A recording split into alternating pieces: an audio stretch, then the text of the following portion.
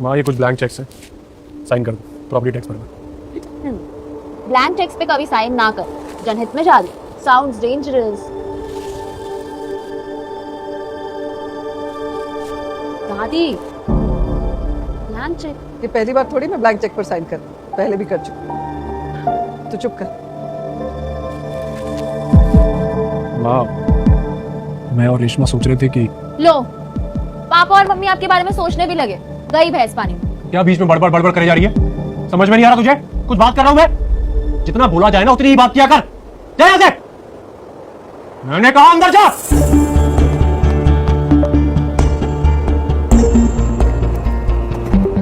मैं सोच रहा था कि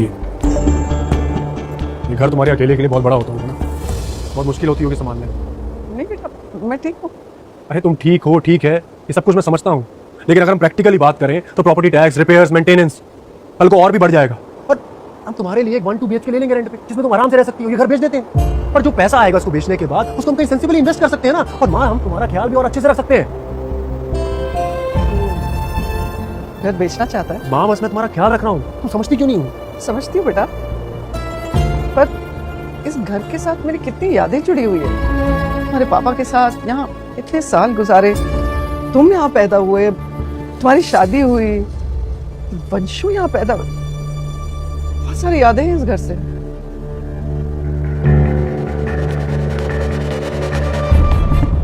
तुम मुझे एक बात बताओ, तुमने कभी ये सोचा है कि अगर तुम्हें यहाँ पर अकेले कभी कुछ हो गया तुम क्या करोगे? लेकिन दादी रेंट पे भी तो अकेली होगी ना। सोचते हैं इस बारे में। स्मार्ट। चलता हूँ मैं, ऑफिस के लिए लेट हो रहा है। अब नाश्ता? लेट हो रहा है मुझे।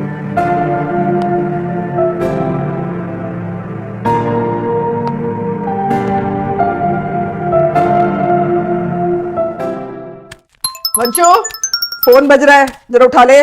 किसका ही फोन होगा बेबी? वंशु फोन बज रहा है, उठा ले। कौन फोन करेगा आपको? ये तो पापा का होगा मेरी जासूसी करने के लिए। ये तो धोबी वाले का, ये कपड़े रेडी है ले जाओ। जिस एक्साइटेड पर्सन का फोन आना था उसका तो अपने कार्ड ही घुमा दिया। फोन करेगा अननोन कॉलर।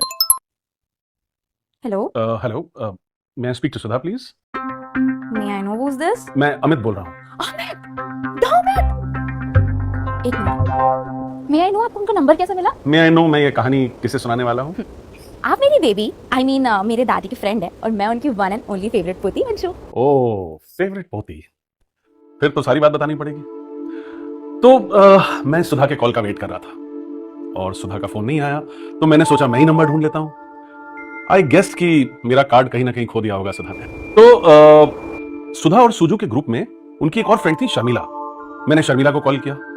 शर्मिला का नंबर अब उसका पोता यूज करता है, तो पोते से मैंने दादी का नंबर लिया, दादी को कॉल किया, लेकिन वो नंबर अब उनका हस्बैंड यूज करता है और हस्बैंड और वाइफ में लड़ाई चल रही है। उन्होंने मुझे डांट दिया, तो मैंने वापस पोते को फोन किया। तो ओके मतलब इतना यतन जतन करने के बाद आपको उनका नंबर मिला, तो सुधा जी के साथ एक डेट तो फिक्स होनी चाहिए ना? डेट क्यों नहीं चाहिए? नहीं चाहिए, बिल्कुल बिल्कुल। ओके डन, तुम आपका एड्रेस भेजती हूँ, लंच पे मिलते हैं आपके फेवरेट आमला की चटनी और आलू के पराठे के साथ। बिल्कुल जी, थैंक यू सो मच पोती जी। बाय। डेट सुधा डार्लिंग, शायद से तेरी पोती ने किसी को लंच पे बुलाया है। हाँ? अमित जी आ रहे हैं लंच पे। क्या? अभी ये सब बताने का बिल्कुल भी टाइम नहीं है, मेरे को बहुत सही तैयार करनी है, डार्लिंग को भी तैयार करना है। चलो लेट्स गो। बाद में हाँ, ओके।